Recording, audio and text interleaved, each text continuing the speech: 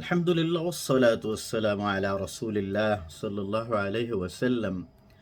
সম্মানিত ভাই ও বোনেরা, আমরা যখন ঘুম থেকে জেগে উঠি তখন আমাদের উচিত আল্লাহ সুবহানাহু ওয়া তাআলার শুকরিয়া আদায় করা এবং রাসূলুল্লাহ সাল্লাল্লাহু আলাইহি ওয়াসাল্লাম ঘুম থেকে জেগে ওঠার পর তার মালিকের শুকরিয়া আদায় করতেন, তার মালিকের দেয়া নিয়ামতকে স্মরণ করতেন।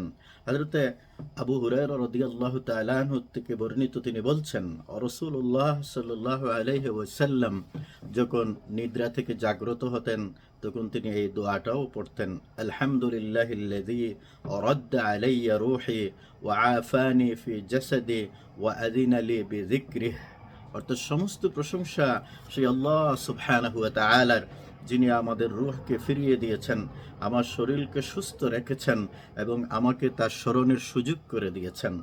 আমি দোয়াটি আবারও পড়ছি, আলহামদুলিল্লাহিল্লাযী রাদ্দা আলাইয়া রূহি ওয়া আফানি ফি জাসাদি ওয়া আযিনা লি বিযিকরিহি। এই হাদিসটি ইবনুস সুন্নি আমামুল ইয়াউমি ওয়াল লাইলাহ, হাদিস নম্বর 9 এবং হাদিসটি হাসান। আমরা চেষ্টা করব এই দোয়াটিও শেখার জন্যে। দোয়াটি হচ্ছে, আলহামদুলিল্লাহিল্লাযী রাদ্দা আলাইয়া রূহি।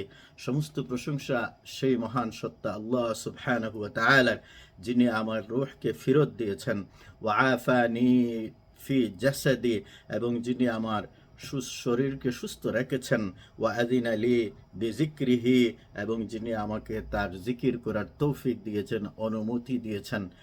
আমিন। আল্লাহ তাআলা আমাদেরকে তার হাবিবের অনুসরণে জীবনের প্রত্যেকটি মুহূর্তে আল্লাহ সুবহানাহু ওয়া তাআলাকে স্মরণ করার তৌফিক দান করুন।